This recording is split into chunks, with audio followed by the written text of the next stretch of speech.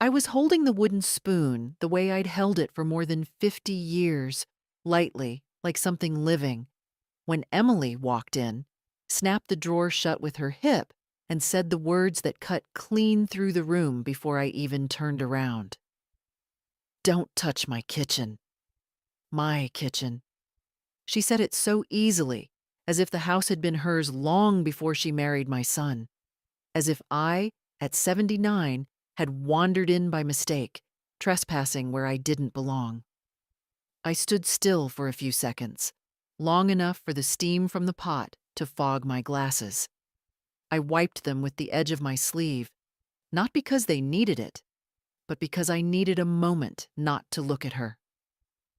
Emily moved with sharp, quick gestures.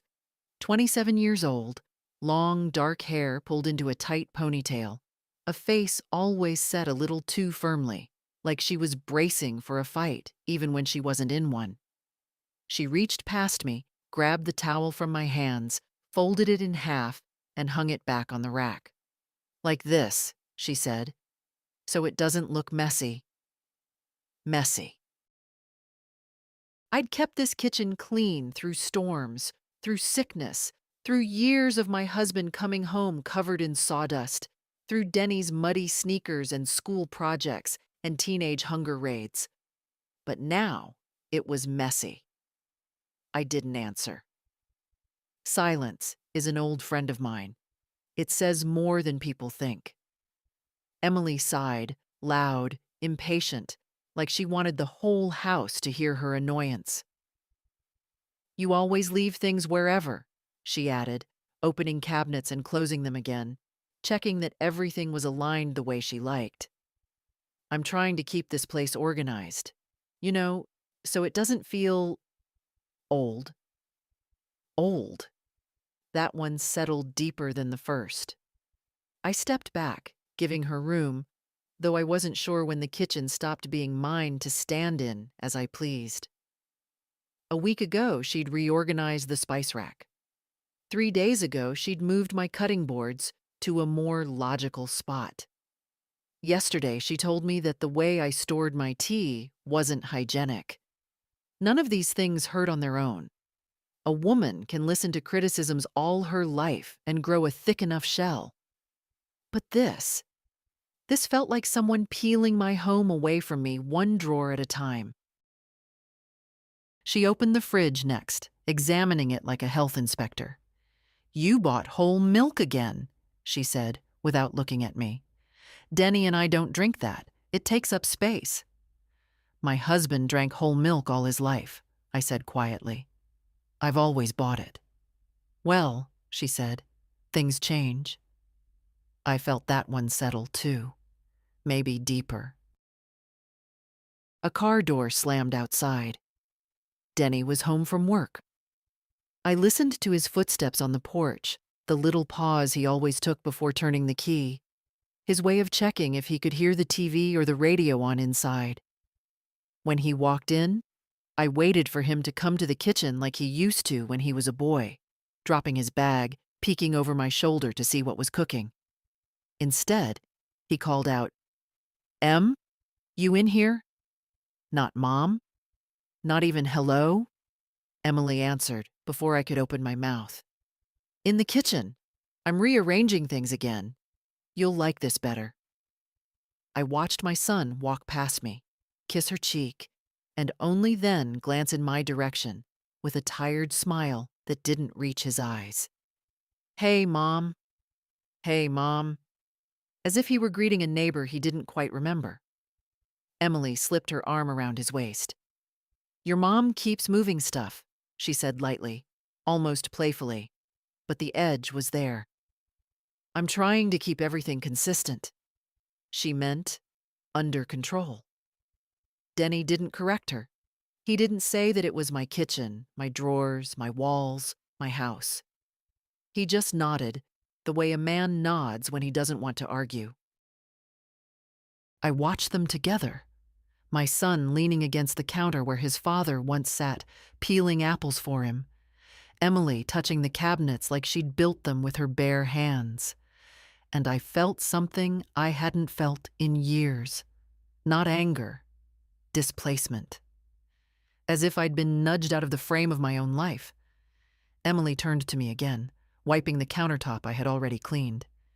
"If you need something from here," she said, "just ask me. I'll help you find it." Help me. Find things. In my own kitchen. I nodded, because I couldn't trust my voice. But inside, something shifted. Something small, but solid. A stone settling into place. She didn't notice. Most people don't notice when an older woman grows quieter than usual. They mistake quiet for weakness. They forget silence can also be the moment before a decision. And I had just made one, even if I didn't yet know what it was. I didn't go back into the kitchen after they finished their little inventory of what belonged where. I stepped outside instead, onto the back porch, where the paint was peeling in the corners, the boards uneven from years of weather and footsteps. My husband, Robert, used to promise he'd fix it when things settled down. And then life, as it does, never quite settled the way we thought it would. The evening air smelled of pine needles and cut grass, the kind of smell that used to make my boys run outside barefoot. Now the only footprints in the yard were mine, small and careful, like I didn't want the grass to remember I'd been there. I sat in the old wicker chair that creaked under me, and for a moment, I let myself look at the house, not as it was now, crowded with someone else's rules and energy, but as it had once been. The siding used to be a deep green, almost forest-colored, before the sun softened it to this pale shade. The kitchen window still had the same latch my husband installed when Denny was little. I remember him showing the boy how it worked, letting him slide it up and down while I stood behind them, laughing, because it took Denny only 3 tries before he slammed his finger in it. He cried so loudly that the neighbor thought something terrible had happened. Robert picked him up and said, "That's how you learn. Houses teach lessons too." This house taught hundreds. How to peel potatoes without cutting your fingers. How to soothe a crying baby at 3 in the morning. How to patch a leaky roof with tar and stubbornness. How to survive Christmases where money was thin and tempers were thinner. It taught me how to keep going. I closed my eyes, remembering the clatter of my husband's boots, the smell of his aftershave, the way he'd kiss me on the cheek while I cooked. He never once told me how to chop an onion or where to put the salt. He said, "A home is built by the hands that love it. Yours built this one." I suppose that's why Emily's words didn't just wound, they hollowed something out. When I went back inside, the lights were on. I could hear Emily talking, her voice quick and decisive. "And we can move that ugly table out of the dining room. It's too big anyway." Ugly table? The table Robert carved himself, sanding it for hours until the wood felt like silk. The table where we celebrated every birthday, every Thanksgiving, every scraped knee and graduation and heartbreak. Denny's voice floated in weakly. "Mom likes that table." Emily laughed lightly. "She's sentimental, but people our age don't want bulky old furniture. We need clean lines, modern things." Our age. As if she and my son had blossomed into some separate, superior species, as if I had already been left behind. I didn't go toward them. I turned down the hallway instead, my footsteps quiet on the hardwood floors. The pictures on the walls were the same ones that had hung there for decades. My boys in their Halloween costumes, me and Robert at the lake, our first Christmas in this house. Emily had suggested taking them down last month. "They make the place feel cluttered," she'd said. "We should frame new ones. Something more current." Current. Meaning pictures where I was absent.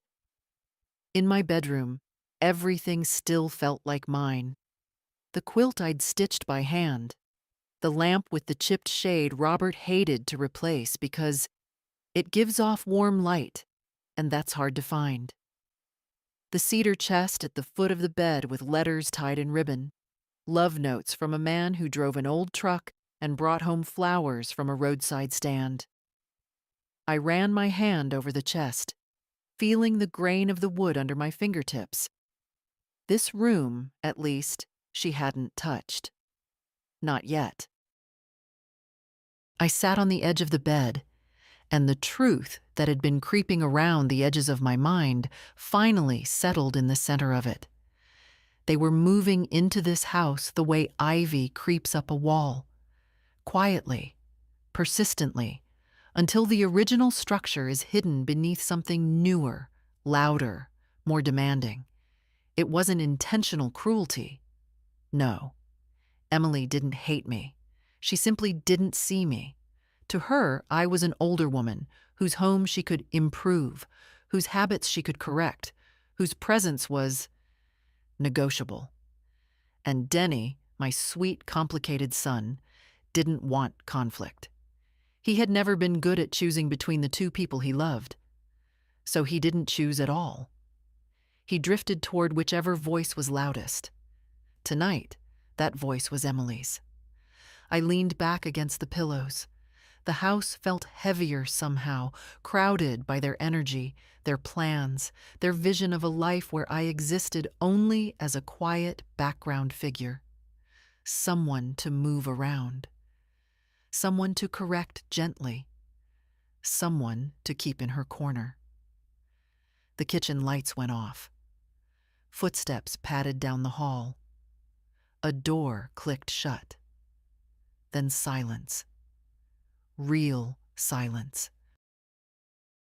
It was in that silence that something painful and sharp bloomed inside me. Not rage, no, that's too bright and quick. This was something slow, deliberate, old. A realization, not an outburst. This house had a heartbeat once. Now it was losing its pulse. And I was the only one who remembered how it used to sound. I lay there in the dim room, the walls holding decades of my life, and I whispered a truth to the darkness. I'm not done here. And the darkness whispered it back. I found Denny in the garage the next afternoon, standing beside the workbench where Robert's old tools still hung in their faded outline. Hammer, level, handsaw. Each one exactly where my husband had left it. Denny wasn't using any of them. He stood there with his hands shoved in his pockets, staring at the pegboard like it held answers he didn't want to ask for. Your father used to keep that bench spotless, I said gently as I walked in. Denny startled, then smiled in that quick, apologetic way he had as a boy when he knew he'd been caught with his hand in the cookie jar. Hey, Mom, I was just looking around. Thinking, I said. He shrugged. Something like that. For a moment, the garage felt like it used to. Dust motes dancing in the sunlight, the faint smell of motor oil, the quiet hum of a place where men worked out their frustrations by fixing things. Only now the air had a heaviness to it, something unspoken hanging between us. I sat on the old stool in the corner. Denny, can I ask you something? He leaned against the workbench, his shoulders tightening. Sure. When Emily says things about the house, or about me, do you agree with her? His brow furrowed. She doesn't mean anything by it, Mom. You know how she is.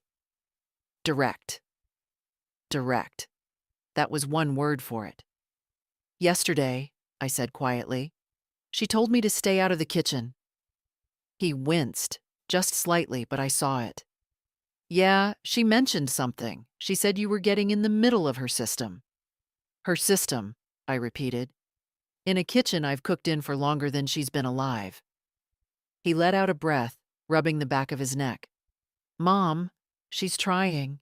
She wants everything to run smoothly. She's particular about order. She's particular about control, I corrected softly. There's a difference. Denny didn't look at me. He stared at the pegboard again, at the empty outline where Robert's wrench used to hang, the one he'd lent someone years ago and never saw again. Emily just wants to help, he said finally. She thinks you could use some structure. I let that sit between us. Structure. At 79 years old, after raising 2 sons, burying a husband, paying off a house, running a life. Denny, I asked, do you think I'm losing my place here?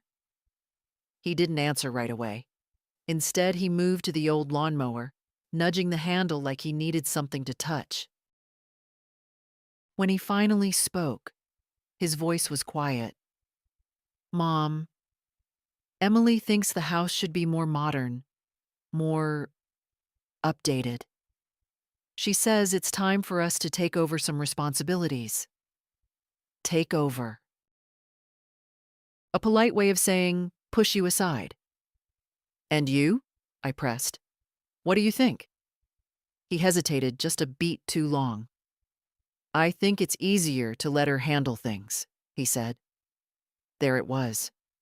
The truth he hadn't meant to reveal. The truth lodged under my ribs like a splinter. You think it's easier, I repeated. Not better. Not right. Just easier. He looked ashamed, and for a moment I saw the boy he used to be. The one who'd come running to me after scraping his knees, expecting me to fix everything with a kiss and a bandage. Mom, please don't make this a fight, he said wearily. I have enough tension at work. I just want peace at home. Peace, I echoed. And who pays for that peace, Denny? Me? He swallowed. You're overthinking it. I almost laughed then, but the kind of laugh that tastes like salt. Come here, I said softly. He stepped closer, reluctantly. I reached up and touched his cheek the way I used to when he was small, brushing a thumb across the place where a dimple used to be when he grinned. You're a good man, Denny, but you've forgotten something important. What's that? That peace you want? It isn't peace if someone has to disappear for you to have it. His face tightened. No one wants you to disappear. Not intentionally, I agreed, but it's happening all the same. He opened his mouth, stopped, and instead shook his head with frustration. Mom, Emily thinks... I'm not asking what Emily thinks, I said gently but firmly. I'm asking what you think. This is your home too, your childhood home, and you stand in it like a guest afraid to take off his shoes. His eyes darted away again. I could feel the conversation slipping, drifting toward that place where sons go when they don't want to face their own reflection. I didn't push further. I simply said, I don't want to feel like I'm in your way, or that my home is something to be corrected. He closed his eyes briefly, and for a moment I almost saw regret. But when he looked at me again, he forced a small smile. I'll talk to her, he promised. He wouldn't. We both knew it. And I realized then that Denny wasn't going to be the one to protect my place in this house. Not because he didn't love me, but because he didn't know how to stand between 2 women and choose the one who'd raised him. I stood, brushing off my hands, even though I'd touched nothing. I'm going inside, I said quietly. Take your time. As I walked back toward the door, the late afternoon light cast my shadow long on the floor of the garage, thin, stretched, almost unrecognizable. I paused, watching it tremble as I stepped over it. A strange thought came to me then. If I didn't defend my space soon, there might not be any shadow left to cast. Emily didn't wait long before finding another reason to tighten her grip on the house. It happened 2 days after my conversation with Denny, on a morning so quiet It almost felt like the calm before a storm. I'd woken early, as I always do, before the sun even decided whether it wanted to rise that day. The house was still, the way it only is when the young are asleep and the old are awake, remembering. I padded down the hallway in my slippers, careful not to let the boards creak. Habit.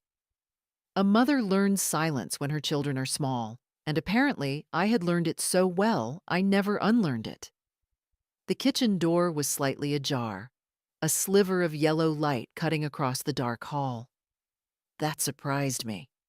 Emily never woke early.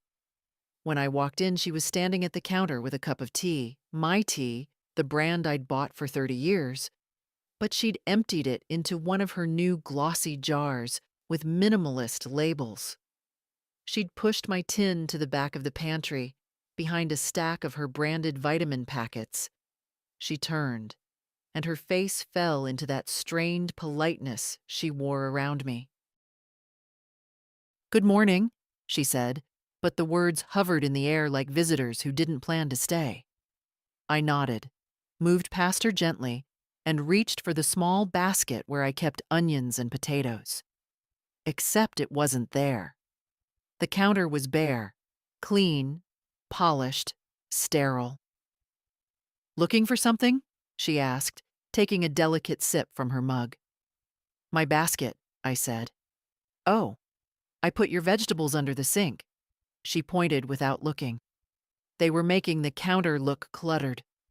"Under the sink, next to the cleaning supplies." I said nothing. I simply opened the cabinet and found the basket shoved between a box of disinfecting wipes and a spray bottle.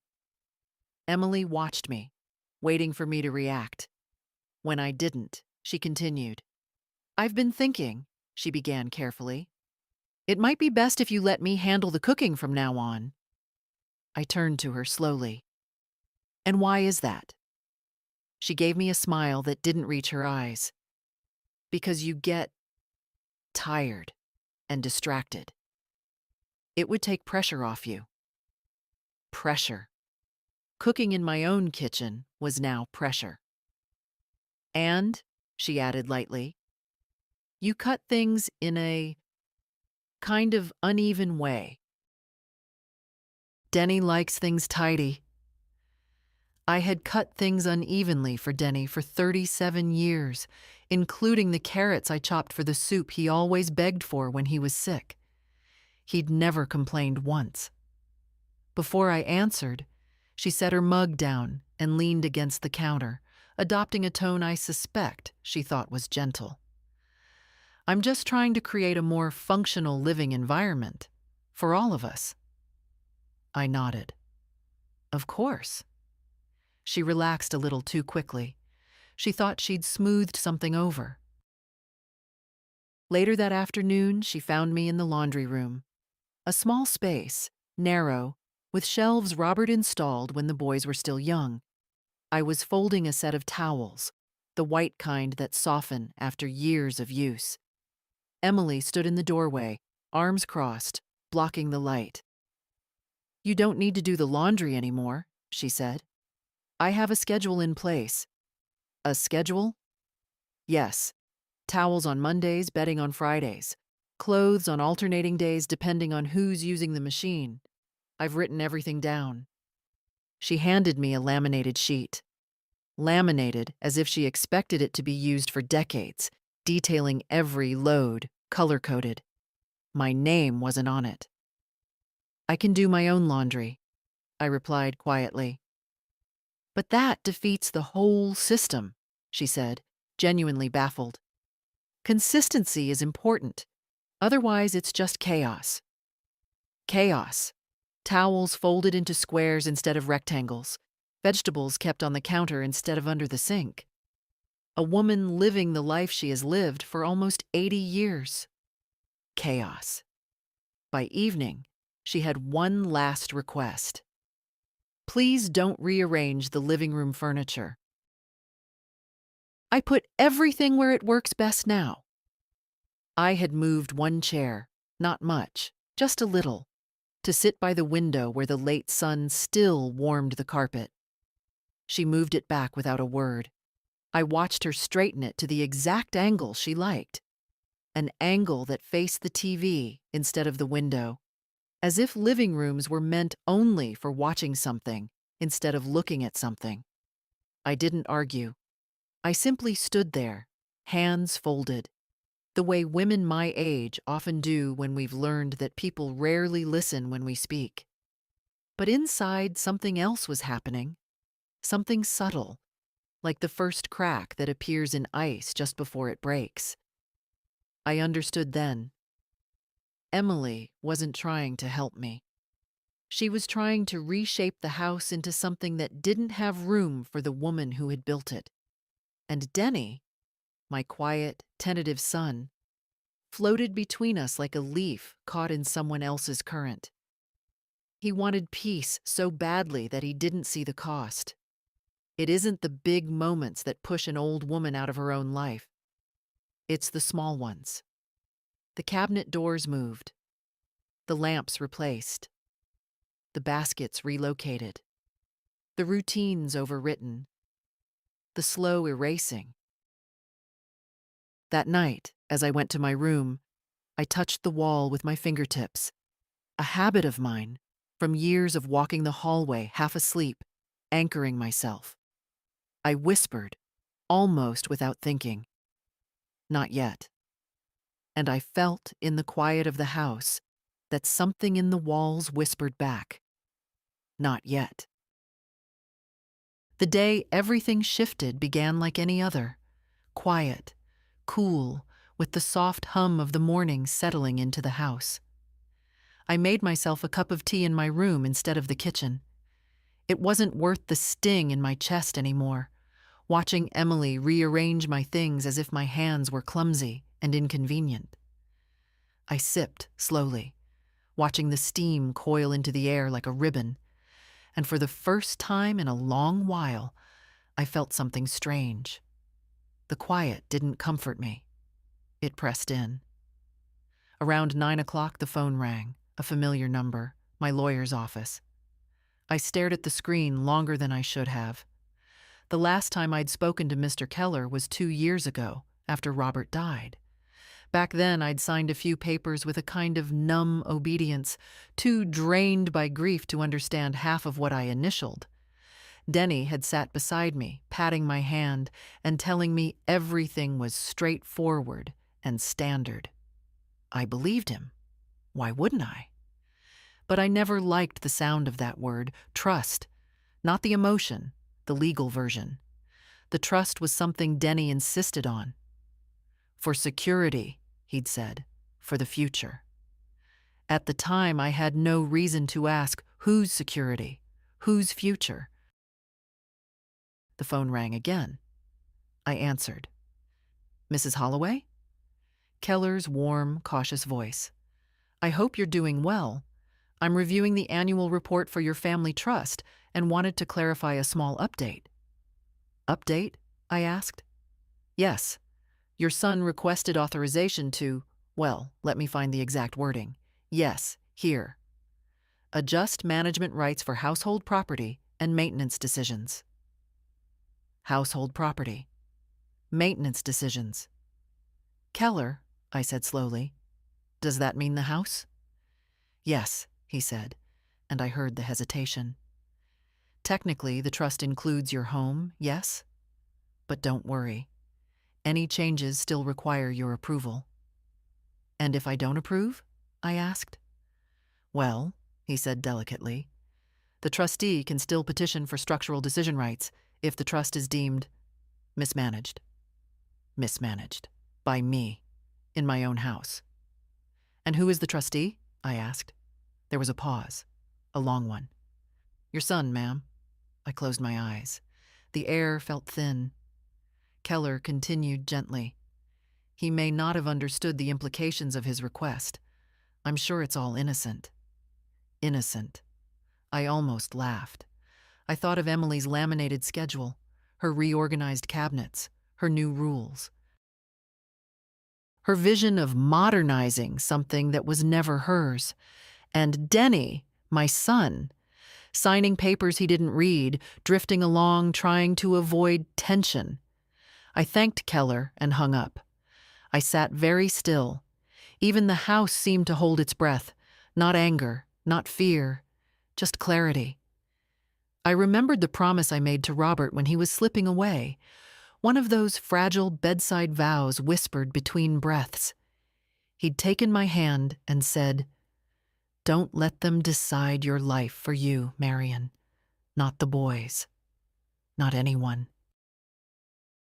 Back then I thought he was talking about grief, about becoming too dependent on my sons. I never imagined he meant my home. Our home.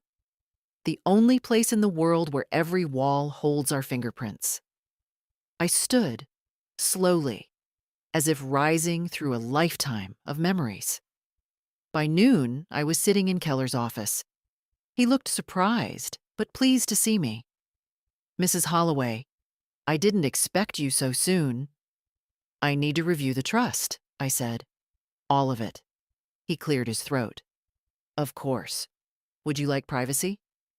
"No," I said. "I want clarity." He pulled out the documents, thick folders I barely remembered signing. My name was there. Denny's name, too. More than once.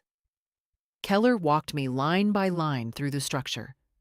The house wasn't owned by Denny or Emily, but the trust gave Denny influence over long-term decisions. If something happened to me, or if someone argued I could no longer manage things, the house would default to his authority. "Is there a way," I asked, "to remove the house from the trust entirely?" Keller looked at me long and hard. He was a man who'd known me through decades, weddings, funerals, births, deaths. He could read what I wasn't saying. "Yes," he finally replied. "It requires paperwork, a formal request, and your signature. But you are the grantor. You have the right to reclaim full ownership." Reclaim. A word with a pulse. "And how soon?" I asked. "If we process it today, the transfer can be effective immediately," he said. I felt something in my chest loosen, like a knot pulled free. He slid the forms across the table. I picked up the pen. My hand trembled, not from doubt, but from the weight of it. Every letter I wrote was a step back into my own life. Outside it started to rain, the soft kind of rainfall that barely touches the ground before evaporating. It felt like the world itself was sighing. When it was done, Keller shook my hand. "If I may say so, Mrs. Holloway, this was the right choice. Right, necessary, overdue. The house would be mine, fully, legally, unquestionably. And Emily, who loved rules, documents, authority, would be meeting something she understood very well. A boundary written in ink." As I left the office, umbrella in hand, the first real sense of peace in months settled into me.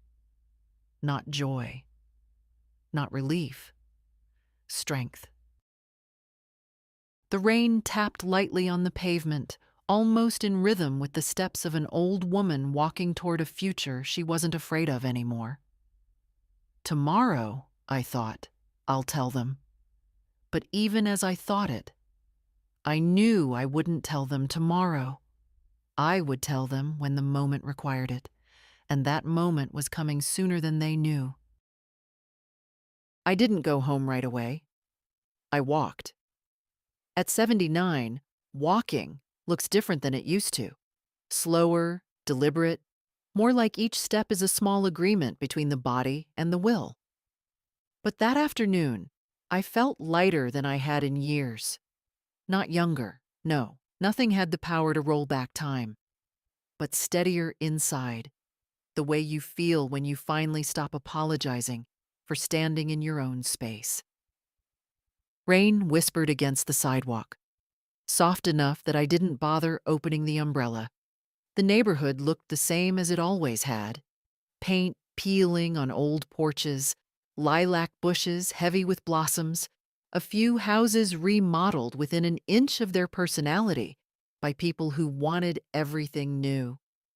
I wondered what Emily would have done if she'd been given full permission to update my home.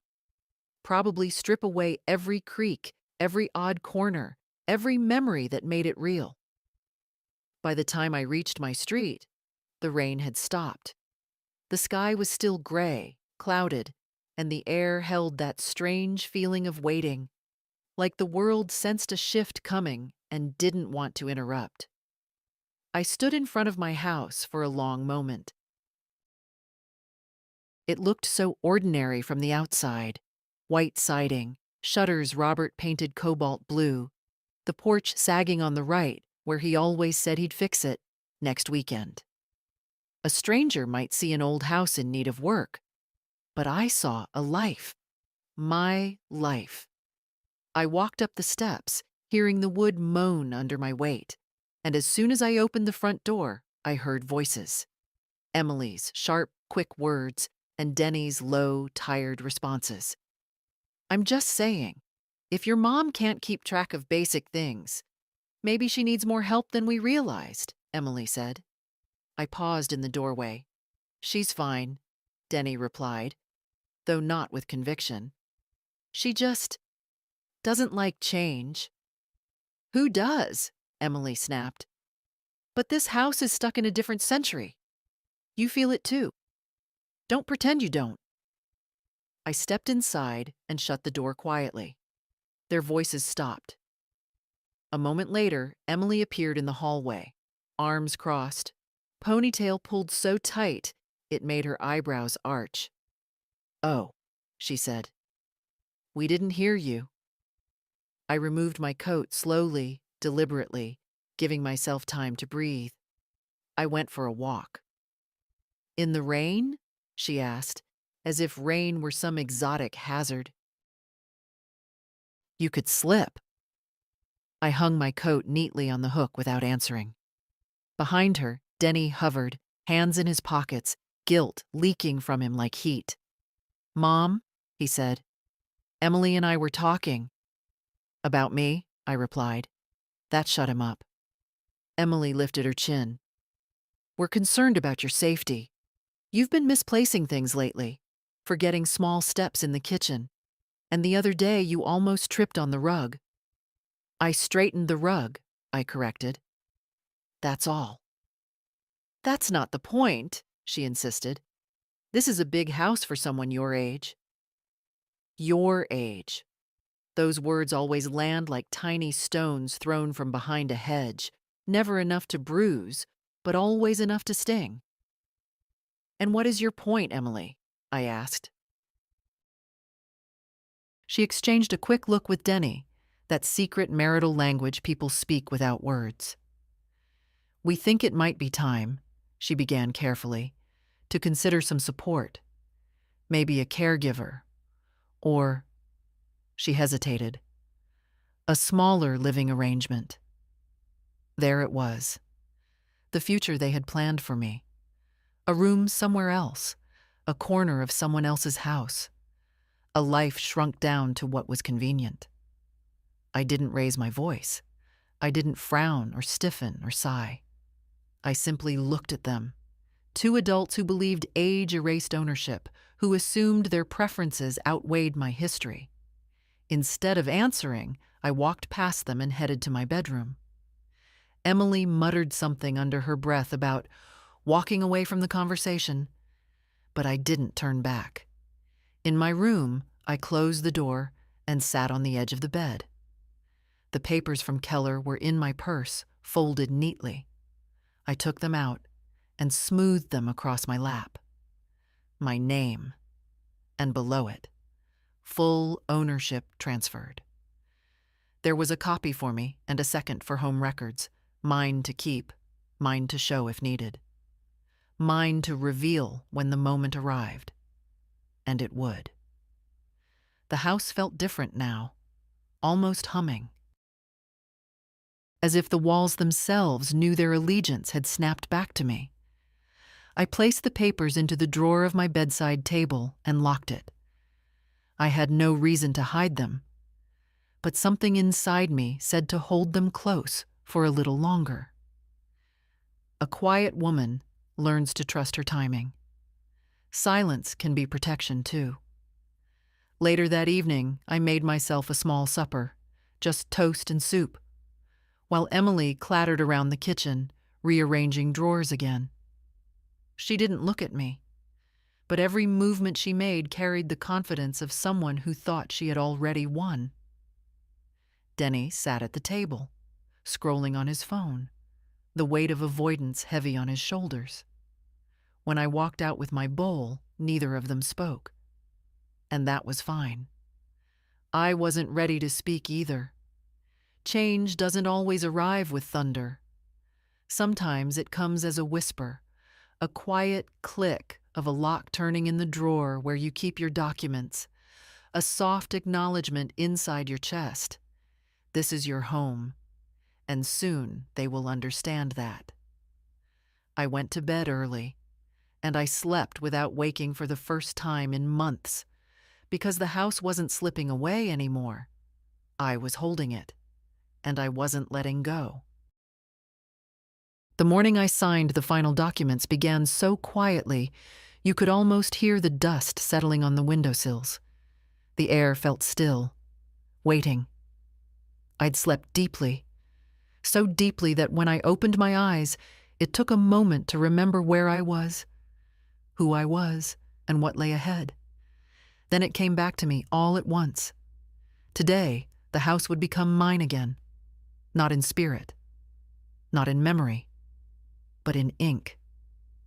Emily was already awake when I reached the kitchen. She stood by the stove, arranging her breakfast carefully. A single egg white omelet, cooked in a pan she insisted on buying because mine were too scratched to be safe. She glanced at me as I entered, then returned to her cutting board with exaggerated interest. "Morning," she said.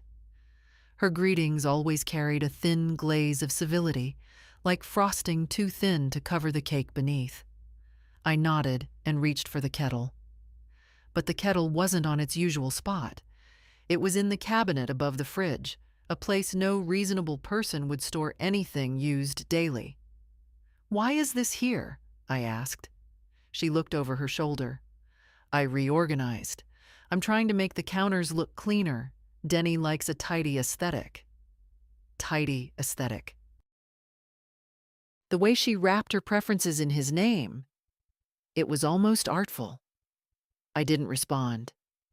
I simply took the kettle down myself, filled it with water, and set it to boil.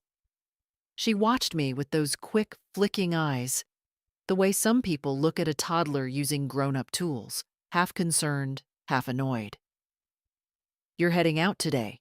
she asked, her tone carefully neutral. "Yes." "Oh." She waited. "Do you need anything?" "No." She nodded slowly, the corners of her mouth tightening. Emily was many things, but she wasn't stupid. She knew something was shifting in me, though she couldn't yet tell whether it was resistance or resignation. I drank my tea in my room, the only place left in the house untouched by her hands. I looked around, at the soft, sagging quilt, the worn rug, the cedar chest that held more of my life than any account or ledger. This room wasn't pretty, not by Emily's standards, but it was real. It held laughter and grief in the grain of its wood. By the time the taxi arrived, I felt steady, not excited, not frightened. Steady, like an old oak whose roots run deeper than storms. Mr. Keller greeted me at the office with a warm, understanding smile. "Mrs. Holloway," he said, guiding me into a quiet room. "Everything is prepared." The documents sat neatly on the table. White paper, crisp edges, nothing dramatic at all. Strange how something so plain could hold so much power. He handed me a pen, heavy, silver, the kind lawyers like to use to remind people their decisions matter. "Last step," he said softly. I read each page slowly. My name appeared again and again. Grantor, owner, trustee terminated. Then Denny's name, crossed out in the relevant sections, no longer tied to decisions about the house. Emily's name never appeared anywhere. Not then, not now, not ever. When I signed the last page, Keller pressed his stamp firmly onto the bottom corner. A small sound, just a click, a seal, and then it was done. "Congratulations," he said. "You've regained full ownership." I nodded. It wasn't joy I felt. Joy is too loud. This was quieter, deeper, like standing in a room where the walls have finally stopped closing in. I left with an envelope containing certified copies. The rain had stopped while I was inside, and the sun peeked out, shy but present. The air smelled fresh, clean, possible. When I arrived home, the house felt different, as if it too had exhaled. I paused at the door, one hand resting on the frame, remembering Robert. Remembering his steady voice, the way it would sometimes rumble with pride even when he tried to hide it. He would have said, "Good girl." Inside, I heard Emily talking. Fast, impatient, moving from one room to another, like a person rearranging a space that wasn't settling for her anymore. "I told you, Denny, your mom's system doesn't work," she said sharply. "If she's going to stay here, we need to get more organized. She needs structure." Stay here. As if my presence were a matter of their permission. I walked down the hallway, my steps quiet on the hardwood floors that had carried my boys from toddling to running to leaving. My heart beat steady, and then Emily's voice rose, louder, irritated. "We should think about legally." She stopped mid-sentence when she saw me standing in the doorway. "Mary," she said quickly, smoothing her shirt, "we didn't hear you come in." I nodded. "I know." Her eyes dropped to the envelope in my hand.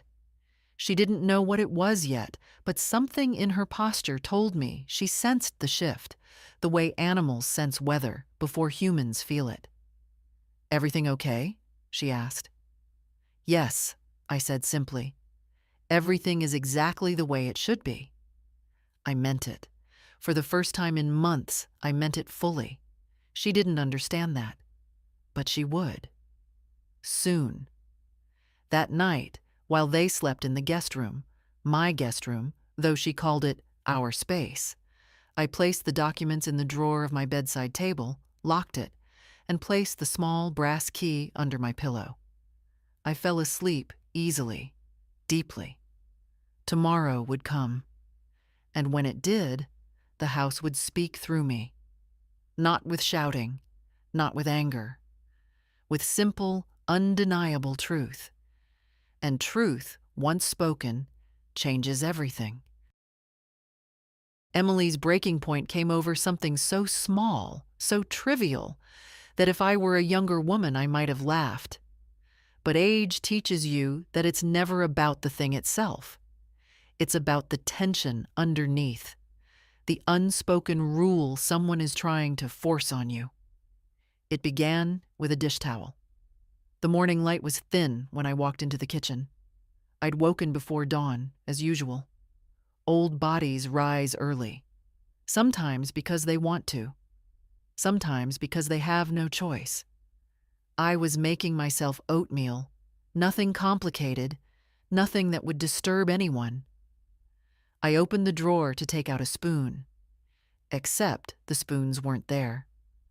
I blinked at the emptiness, then opened the drawer below it.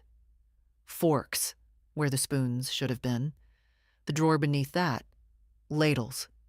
Some new order. Not mine.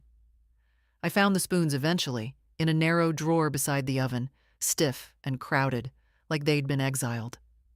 I took one, turned, and nearly bumped into Emily. She wore leggings and a fitted top, hair pulled back, eyes sharp. the look of a woman preparing for battle without knowing she's already lost. "Why are you in here?" she asked, though her voice was sugar-coated. "I'm making breakfast." She studied me, my posture, my bowl, the spoon in my hand, like she was inspecting a child left unsupervised. "You used the wrong towel," she said suddenly. I followed her gaze. A dish towel hung by the sink. White cotton with blue stripes. The one Robert always used when he washed his hands after gardening. "What's wrong with it?" I asked. "It's decorative," she said. "I told you yesterday." She hadn't. But even if she had, I didn't answer. I simply reached over, took it, and wiped a bit of water from the edge of the sink. That was all it took. Emily's face tightened, her jaw clenched, and when she spoke again, her voice had the kind of heat that comes from coals, not flames. "Do you ever listen? I have worked so hard to create order in this house, and every time you ignore what I say, you make things harder." I set the spoon down. "Emily, it's a towel." "No," she snapped, stepping closer. "It's about respect. This is our home too, and you constantly undermine everything I'm trying to do." Our home. That word again, spoken by someone who had never built a single part of it. She kept going, her voice rising. "You leave things in the wrong place. You move furniture. You rearrange the pantry. And now the laundry. God, the laundry. Why did you wash the linens yesterday? Yesterday wasn't a linens day." "Because they were dirty," I said quietly. "That is not the point." Her voice echoed off the cabinets. Denny must have heard the tension, because he hurried in, hair tousled, shirt half-buttoned, his face weary before the day had even begun. "What's going on?" he asked. Emily turned on him with a breathless laugh, as if I had driven her to the very edge of reason. "What's going on? Your mother keeps messing with the systems I put in place. It's like she doesn't care about the harmony here." Harmony. The word felt like a splinter under my skin. Denny rubbed his forehead. "Mom, maybe you could try to be a little more flexible."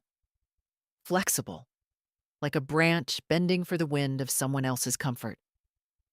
"I've lived in this house for 40 years, I said softly. "Yes," Emily cut in, "and it shows." I felt that one. Even at my age, a woman can still bleed inside. She stepped closer, invading my space. "I'm not trying to be cruel, but you need to understand. You're not the only one living here. You're not the only one making decisions. And if you can't respect the routines we're trying to establish—" "Emily," Denny murmured, but she held up a hand. "No, I'm done tiptoeing. I need to be honest, Daniel." She looked me straight in the eye. "You can't keep doing whatever you want in this kitchen. It's not just yours anymore." The room fell silent. I looked at her, not in anger, but in a sort of slow, stunned clarity. She truly believed that. She believed it so deeply she didn't even hear herself. Denny exhaled and turned away, unable to watch, and Emily, emboldened by his silence, delivered the final blow without realizing it would be her undoing. "You need boundaries, and you need to follow them." I felt something inside me settle, not crumble, settle, like a stone placed firmly where it belonged. I wiped my hands on the decorative towel, folded it once, hung it neatly back on its hook. Then I said, very softly, "Emily, we should talk later, in the living room." She scoffed. "If you have something to say it now." "No," I replied. "You'll want to sit for this." Her brows knit in confusion. "Why? What now?" I met her eyes calmly, more calmly than she expected, more calmly than anyone my age is ever expected to be when spoken to like a child. Because you've mistaken hospitality for ownership, Emily, and that ends today. She laughed, short, incredulous, dismissive. Is that supposed to be a threat? No, I said, picking up my bowl of oatmeal. It's a correction. And I walked out, leaving her staring after me, too proud, too sure of her standing to realize that the ground beneath her feet had already shifted. By tonight, she would know. I spent most of the day in my room, not hiding. No, that's never been my nature. But preparing. Not with speeches or strategies, just with stillness. Age teaches you that silence is its own form of sharpening. It clears the noise so the truth can rise to the surface like cream. I sat by the window with a cup of tea, the steam curling softly in the cool afternoon air. Outside, the maple trees stood bare and honest, their branches thin but unbroken. I watched a single leaf cling to a twig, trembling every time the wind pressed against it. I felt a small kinship with it. Not in fragility, no, but in the simple fact that it refused to fall before it was ready. Around 5, I heard the front door open. A gust of cold entered the house, followed by Denny's tired footsteps. Emily's sharper ones echoed seconds later, punctuated, impatient, shifting weight, like someone unused to standing still. Their voices drifted down the hall. I'm not apologizing, Emily was saying. She treats me like I'm some intruder. Denny sighed. Maybe ease up a little? I have eased up, she snapped. You don't see half the things I let slide. I smiled into my tea. Yes, I thought. That is the problem. She expected praise for not steamrolling me entirely. Their conversation moved into the kitchen, the same kitchen where she'd told me not to touch her things. I heard the fridge open, the clink of glasses, a cabinet shutting harder than necessary. Denny's voice was a low murmur, tired, anxious. Then a short silence, followed by Emily's voice sharpening, brittle as cracked glass. What does she even want to talk about? What now? Exactly. It was time. I stood slowly, my bones stiff but obedient. I smoothed my sweater, braided my hair back, and walked down the hallway. I didn't rush. Women my age don't need to rush. We arrive exactly when we mean to. They looked up when I entered. Denny straightened immediately, that guilty half-rise men do when they know something is coming. Emily folded her arms, already defensive. You wanted to talk, she said, chin lifted. I did, I answered. In the living room. Emily rolled her eyes. Is this really necessary? Can't we just... In the living room, I repeated, my voice steady as a beam across a doorframe. Something about my tone, quiet, unwavering, made her blink. She exchanged a glance with Denny, then followed me. The living room still smelled faintly of cedar from the old chest Robert made. The afternoon light had faded, leaving the room washed in that soft gray-blue shade that makes everything look honest. I sat in my chair, my place. They sat on the couch, close but not touching. I folded my hands in my lap. Emily, I began, today was not about a towel. She opened her mouth to protest, but Denny nudged her knee. To my surprise, she closed it. You've been trying to reorganize this house, I continued, piece by piece, in a way that suits you. You've moved my belongings, changed my systems, replaced my things, and I let you. For a while. Emily's chin twitched upward. I was helping. No, I said softly. You were taking over. Denny rubbed his eyes with the heel of his hand. Mom, I held up a hand. Please, let me speak. He stopped. I've lived in this house for 40 years. I've buried a husband from this house. I've raised 2 boys here. I've cooked meals and hosted holidays and weathered storms in these rooms. This house is not just wood and nails to me. It is memory. It is my life. Emily crossed her arms tighter. I never said it wasn't. You didn't have to, I replied. Your actions said it for you. She flushed, but said nothing. I reached into the side pocket of my sweater and felt the envelope, the edges crisp, the papers inside solid as truth. I need you both to hear something, I said quietly. What you believe about this house, about who controls it, is no longer accurate.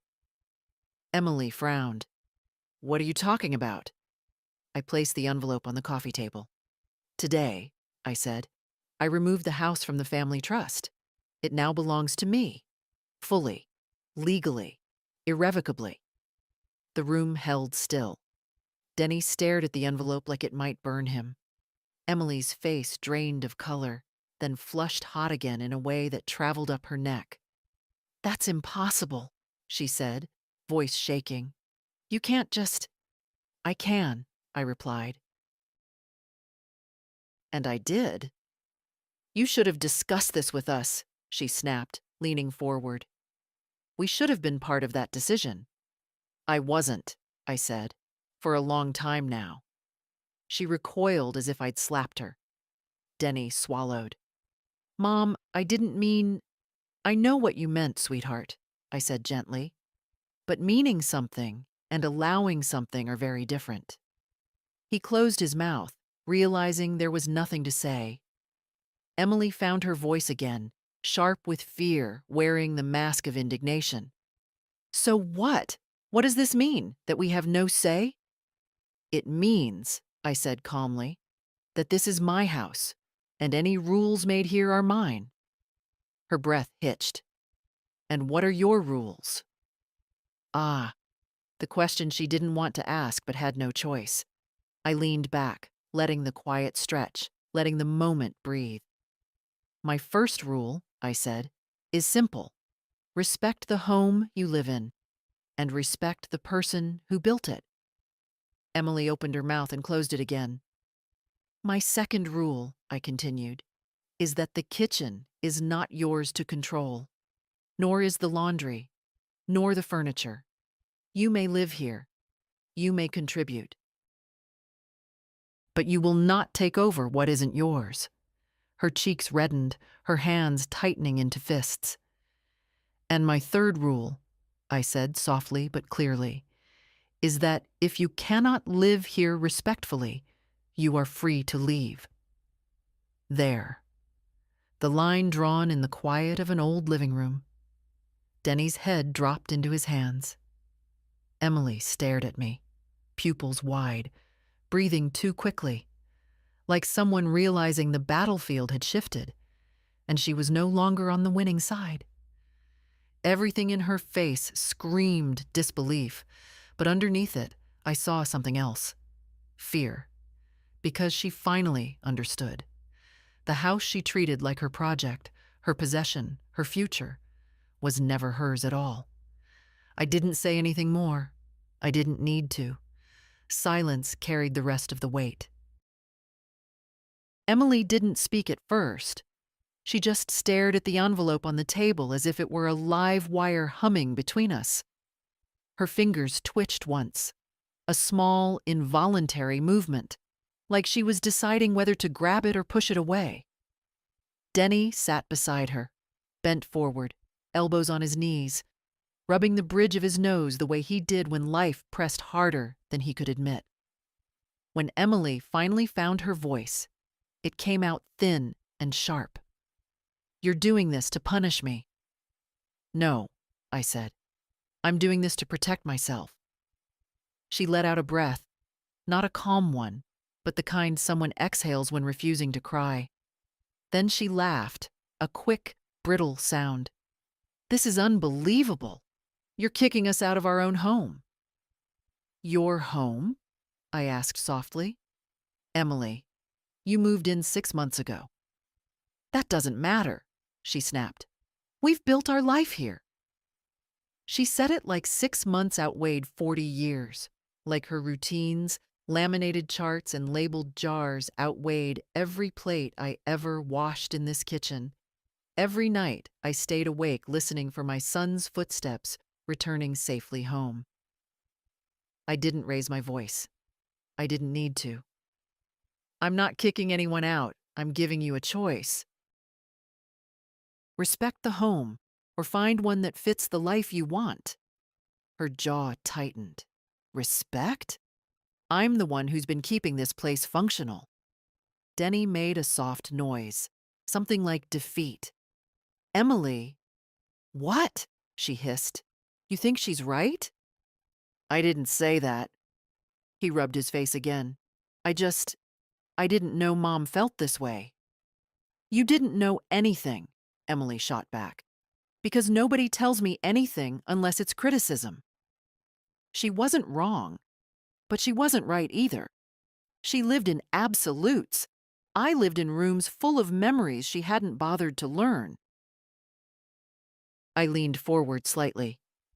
Emily, I'm not angry with you. I'm drawing a boundary you've refused to see. A boundary? She scoffed. You mean control? You want to control everything. I want control over the house I bought, the house I maintained, the house your husband grew up in. I let the words settle, not sharp, just true. That's not control. That's ownership. Her face flushed. And what about us? What if we want a home too? You should have one, I said, but not by erasing mine. For the first time since I'd known her, Emily's expression cracked. Not into anger, but into something softer, something almost human. Hurt pooled behind her eyes, and she looked away quickly, swallowing it before it could show. What exactly are you saying? Denny asked, finally lifting his head. That you two need to decide, I answered. Live here respectfully, or leave. And if we stay? Emily asked, voice ironed into flatness. Then you follow the rules of the home you're entering. I let a breath out. This kitchen is not yours to dictate. Neither is the laundry, or the furniture. I will not live in a house where I am treated like someone who wandered in by mistake. Emily blinked at me, stunned. Maybe because she expected an explosion, or tears, or pleading. Young people often think older women don't know how to defend themselves quietly. Do you understand? I asked. She didn't answer, but her silence wasn't confusion. It was calculation. Denny spoke instead. Mom, do you really want us to leave? I looked at him the way only a mother can look, soft, steady, loving, but unmovable.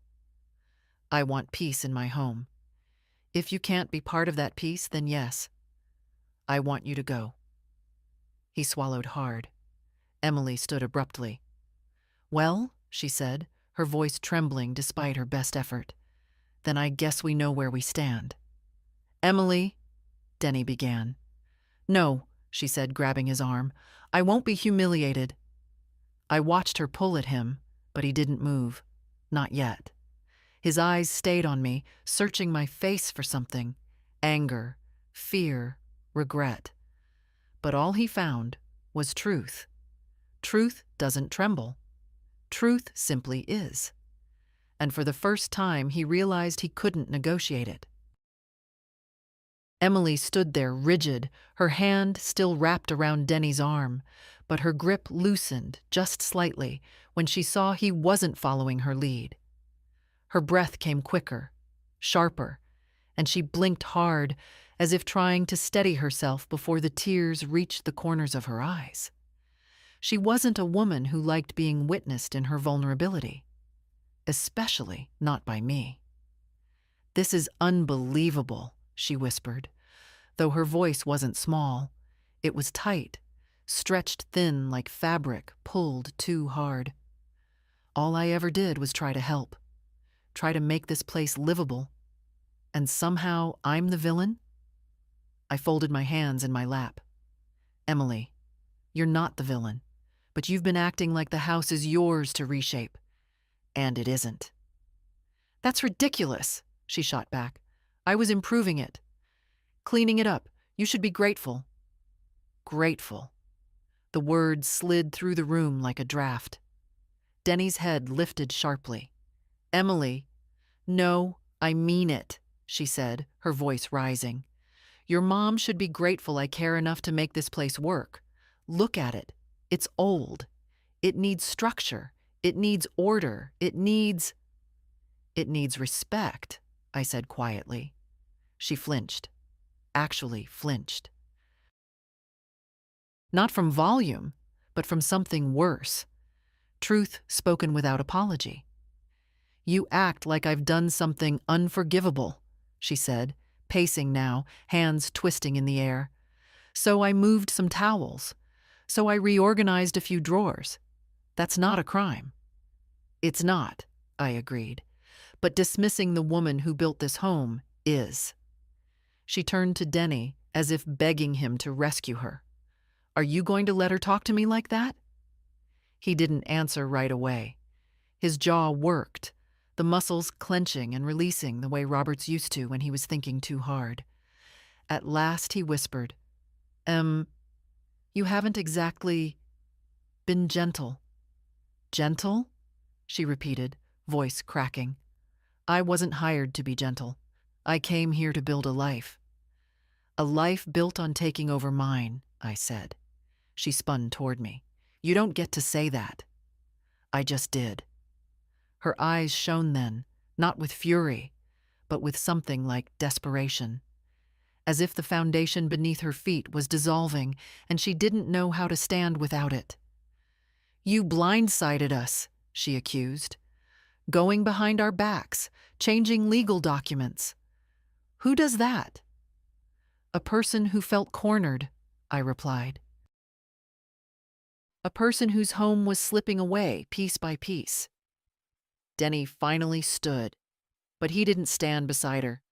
He stood in the middle. Between us, yes, but not aligned with either side. His voice was quiet, heavy. Emily, Mom isn't wrong. You've been intense. Emily let out a stunned breath. You're taking her side. I'm trying to understand both, he said. But you haven't left much room for anyone else to breathe. Her lips parted, but no sound came out. And, he added softer, this is her home. Emily pressed her fingertips to her temples. You're making me the enemy. I'm not the enemy. No one said you are, I answered. But your choices have consequences. She turned toward me sharply. So what now? You want us out? That's it? I want you to choose, I said. If you want to stay, you stay with respect. If that's not possible, leaving is the kinder option for all of us. Kinder? She echoed. You think this is kind? I think boundaries are, I said calmly. They prevent harm before harm grows roots. She shook her head, a small, frantic motion. No. This is insane. We can't just pack up our lives because you suddenly decided. I decided nothing suddenly, I interrupted gently. I've been shrinking in my own home for months. Today, I stopped shrinking. The room fell silent. Emily stared at me, then at Denny, then back at the envelope on the table. It was almost painful to watch her face shift through all the stages. Denial, anger, fear, hurt, one after another like turning pages too quickly. Finally, she whispered, I can't live like this. Not if everything I do is wrong. No one said that, I said, but you cannot erase me to feel comfortable. Her breath hitched. She looked at Denny again, pleading now. Tell her we can work this out. He didn't respond. Denny, she said, voice trembling. Tell her. He lowered himself back onto the couch slowly, hands clasped between his knees. I don't know what to say, he admitted. I think we need space. All of us. Emily froze. I nodded once. That's reasonable. She stared at him like she didn't recognize the man sitting in front of her. Then she whispered, barely audible, "You're choosing her."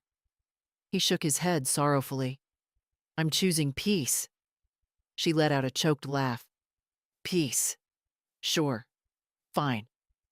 Then she straightened, shoulders stiffening, eyes wiping clean like a window being cleared with one hard swipe. "Then I guess I know what I need to do." She looked at me, not with hatred, but with a cold kind of clarity. "I'll pack." And she walked out of the room, her steps clipped and sharp, leaving only the faint scent of her perfume behind. Denny didn't follow. He just sat there, staring at his hands, as the quiet of the house settled over us like dust. Emily didn't slam the bedroom door, but the click carried through the house like a crack in glass. A small sound, yes, but it held the weight of everything she hadn't said, everything she refused to hear. Denny and I sat in the living room a long moment, the space between us filled with something thick and heavy. Not anger, not even regret. Just the truth, settling where it belonged. He finally spoke. "I didn't want it to get this far." "I know," I said. "I should have said something earlier." "You should have," I agreed gently. There was no comfort in lying to him now. He leaned back, hands over his face for a moment, and when he dropped them, his eyes looked older. Not aged, but worn down, like a man who'd carried something too heavy for too long. "I'll help her pack," he murmured. "You don't have to." "She's my wife." I nodded. That part had never been in question. "Be kind," I said softly. He gave a sad, tired smile. "I always try." He stood, hesitated, then bent to kiss my forehead, something he hadn't done since he was a boy running out the door to catch the school bus. Then he walked down the hallway, shoulders slumped, a man torn between two loyalties he never learned how to balance. From the bedroom came muffled sounds, drawers pulled open, closet hangers scraping metal, the rustle of clothes being folded too quickly. Emily had never been gentle with her movements. Even packing now, she arranged her life with the same urgency she brought into my rooms. I didn't hover. I didn't listen at the door. Women my age know the dignity of staying where we belong. Instead, I stepped into the kitchen. The late afternoon sun stretched across the countertops, warming the tile, touching familiar corners with muted gold. The kettle sat where Emily had moved it the night before, high on a shelf no one uses, but I didn't reach for it. I just stood in the middle of the room, letting it breathe around me. For months, this had felt like a battleground. Now it felt like a room again. I ran my hand across the countertop, the way you run your fingers through the fur of an old, loyal dog, not claiming it, just acknowledging it, remembering what had been and what would not be taken from me again. After a while, I heard footsteps. Denny appeared in the doorway, holding a suitcase. Emily followed behind him, her jaw still tight, but her eyes red. She wouldn't look at me. Pride rarely survives eye contact. "We're going to stay with her sister for a bit," Denny said quietly. "Just until we figure things out." I nodded once. "Take your time." Emily inhaled sharply, as if expecting a speech, an accusation, some final punishment. But I stayed silent. Sometimes silence is the only kindness we have left to offer. She murmured, barely audible, "Goodbye." Not, "Thank you." Not, "I'm sorry." Just, "Goodbye." That was enough. Denny paused, his hand lingering on the doorknob. "Mom, I'll call you tomorrow." "I know," I said. And I did. Because despite everything, he was still my boy. The door opened, cold air rushing in. Then it closed behind them with a soft thud. And suddenly, after months of tension, the house exhaled. The walls seemed to settle. The rooms softened. The air cleared, as though someone had opened every window without touching a latch. I stood alone in the quiet kitchen, listening to the hum of the refrigerator, the tick of the old wall clock, the faint shifting of the housewood as it warmed itself in the sun. It wasn't triumph I felt, nor relief, nor loneliness. Just a calm, steady certainty. The kind a woman earns by surviving decades and refusing to be erased. This was my home, and I was finally standing in it again. The quiet after they left wasn't peaceful at first. It was too sharp, too sudden, like stepping out of a crowded room into cold night air. The house had grown used to their sounds, the hurried footsteps, the clatter of dishes. Emily's brisk voice dictating invisible rules. Now all that remained was stillness, layered so thick I could almost hear the dust settling on the frames of old family photos. I stood in the living room for a long time, listening. Not for them to return, just to feel the house breathe again. People think old homes creak because the wood is failing, but that's not true. Homes creak when they exhale, when the tension that's been holding them tight finally eases. And that night, the house creaked like a body stretching after being held too long in an uncomfortable position. I walked through each room slowly, not inspecting, not reclaiming, just moving the way you do when revisiting something precious. The air felt different, warmer, open, as if the rooms were finally allowed to remember themselves. In the living room, the chair I always sat in was still turned slightly toward the window, where the evening light was thinning into blue. Emily had always insisted it should face the television instead. "The room looks unbalanced," she'd say. I'd stopped moving it back after a while. "You learn to choose your battles carefully at my age." But now I reached out and gently angled it back toward the window, the way Robert liked it, the way I liked it, the way it had been before anyone tried to modernize the life out of this house. In the kitchen, the towel she'd scolded me about still hung stiff and useless on its hook. I took it down, folded it, put it in a drawer where decorative things belong, and replaced it with the soft, worn towel Robert used for years. The moment I draped it over the hook, the kitchen seemed to warm by a few degrees. Some objects carry memory the way skin carries warmth. I opened a few drawers, not out of suspicion, but habit, and found everything exactly where she'd left it. Spoons crammed tightly into their narrow drawer. Spices alphabetized like soldiers in formation. My grandmother's old cast-iron pan shoved behind her newer ones, the ones that promised non-stick perfection, but never tasted right. I didn't undo any of it, not yet. Order didn't need to be restored in a single evening. Tonight wasn't about rearranging things. It was about feeling space return. I made myself a cup of tea. Just tea. No tension. No eyes over my shoulder. No lecture about the kettle placement. I drank it standing by the window, listening to the soft hum of the world outside. A memory surfaced, unbidden, gentle. Robert standing beside me on a night just like this one, his hand warm on my back, saying, "A house doesn't feel like home until you've taken a moment to stand in it alone."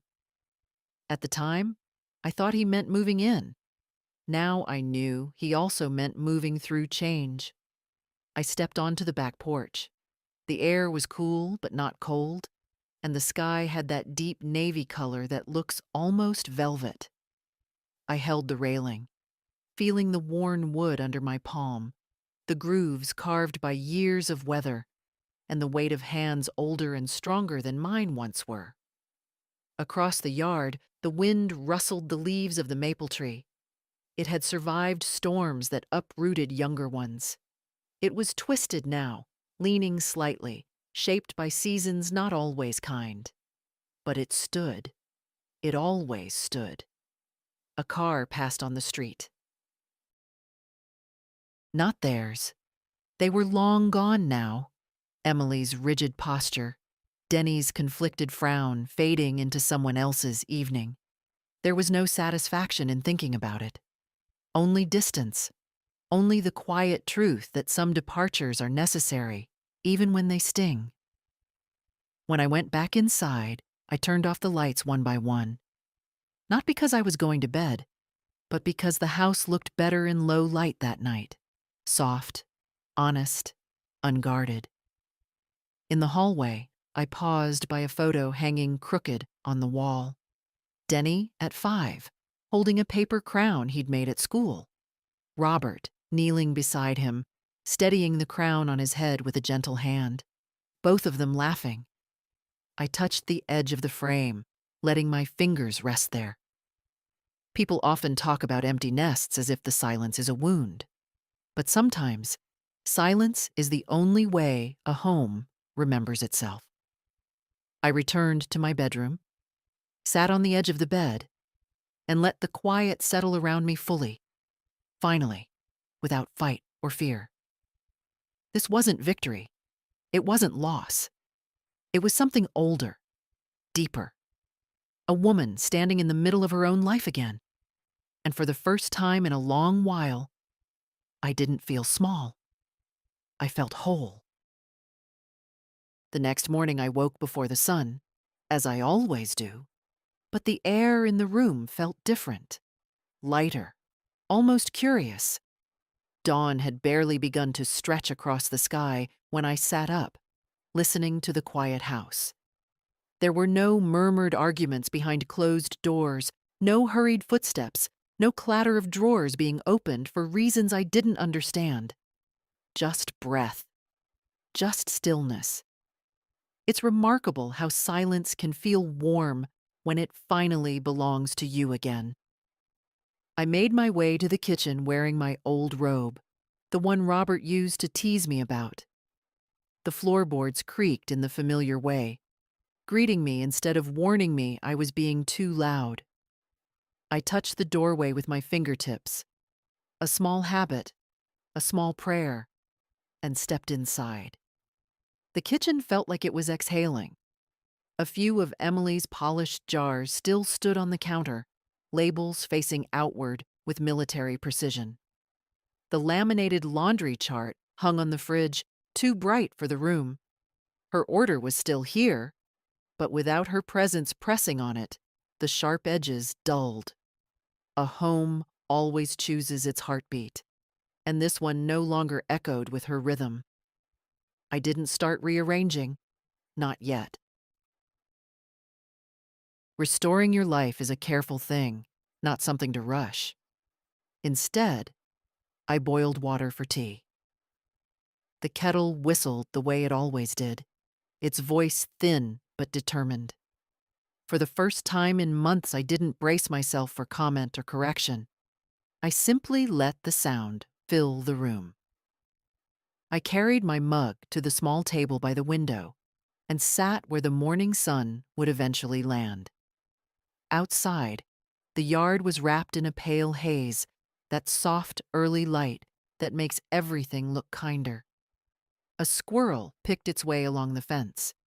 A neighbor's dog barked once, half-heartedly, then quieted again. The world was going on, as it always had, but I was different. I took a slow sip of tea and let myself feel the truth of the last day. Not the drama of it, not the confrontation or the words exchanged, but the deeper shift beneath it all. I had stepped back into my own life, fully, without apology. Old women aren't supposed to make bold moves. We're meant to adapt, to adjust, to shrink. At least that's what the world gently, or not so gently, expects. But there comes a point where shrinking starts to feel like disappearing. And disappearing is something I promised Robert I would never do. Around noon, I stepped outside to check the mailbox. The wind was crisp, carrying the scent of winter coming early. A few leaves skittered across the driveway, making that dry whisper sound that always reminds me of school days and packed lunches and little boys running to catch the bus. The street was empty, peacefully so. On my way back inside, I paused and looked at the house. My house. I saw the porch sagging a little more than last year, the shutters Robert hung slightly askew, the gutters needing to be cleared. To Emily, these had been flaws. To me, they were signs of a life lived fully, a home that had tried its best to hold everyone who passed through it. Inside, I took down the laminated laundry chart. I folded it once, then again, and tucked it into the drawer where we used to keep menus and coupons. It made no sound when it landed, just a quiet surrender. I wandered the rooms slowly, placing small things back where they belonged. A photo frame shifted an inch to the left, a vase turned toward the light, the spoon drawer returned to its rightful place. Nothing drastic, nothing vengeful, just returning the house to itself. By the time the sun began to set, the rooms felt warmer. Not because of the thermostat, but because a home remembers the hands that built it. It responds. That evening, I sat in the living room with the lamp on low. The sky was already turning navy, and the house hummed with that soft nighttime voice old homes have. I closed my eyes and breathed deeply. I didn't feel triumphant. I didn't feel lonely. I felt aligned, as though all the quiet parts of me had finally stepped back into the same place. This wasn't the end of anything. It was the beginning of something steadier. A woman reclaimed her space, and the world didn't fall apart. It simply adjusted, as it always does. I cooked dinner that evening the way I used to, slowly, without rushing, without anyone hovering behind me explaining how the counters should look or how the knife should be held. Just the steady rhythm of my own hands doing what they'd done for decades. The house felt warm again, not loud, not lively, just warm, like an old sweater pulled from the back of a drawer and slipped on after too many cold months. I chopped vegetables the way Robert liked them, uneven and honest. I let the soup simmer until the scent filled the whole kitchen, reaching into corners that had forgotten the smell of something made with care rather than efficiency. When it was ready, I set one bowl on the table. Just one. That used to sadden me after he died. Tonight it didn't. Tonight, the bowl was a quiet reminder that presence is not measured in numbers. I sat down, spoon in hand, and looked around the room. The towel on the hook was the soft, worn one again. The jars Emily arranged so carefully were still lined up, but now they looked harmless, like guests left behind after a party who would eventually find their way out. The house no longer braced itself. Neither did I. I took a bite of soup and let it settle. Simple, plain, familiar. It tasted like belonging. After dinner, I washed the dishes, letting the warm water soothe my hands. Outside, the night had deepened into velvet, and the porch light glowed gently against the dark. I moved slowly through each room afterward, switching off lamps, closing curtains, touching the edges of furniture like greeting old friends I'd been away from too long. When I reached my bedroom, I paused at the doorway. The quiet in the room wasn't empty. It was full of everything I had reclaimed, my dignity, my steadiness, my place. I sat on the edge of the bed and let myself breathe. Not the careful breath of someone trying not to disturb the air, but a full one. a claiming one. The kind women forget they are allowed to take when life has tried to press them into corners. For a moment, I imagined Robert sitting beside me, his big hands folded loosely, his eyes calm, in that way only men who've lived enough years to stop shouting can be. I imagined him nodding, proud without saying a word. And then the thought drifted away, leaving behind only warmth. I lay down, pulled the blanket over myself, and felt the house settle around me in quiet agreement. Nothing grand had happened here today. No shouting victory. No dramatic triumph. Just a woman refusing to disappear. And winning. Before I turned off the lamp, I thought about all the women who make themselves small so others can feel big. All the women who step aside because it's easier than stepping forward. All the women who forget that age does not take away their right to stand in their own home, in their own life, with their own voice. To them, to you, I say this softly but clearly. Don't shrink. Don't apologize for existing, and don't let anyone convince you that you are less than the space you've built. Protect what's yours, even if your voice shakes. If this story touched something in you, stay with me. There are more truths to tell,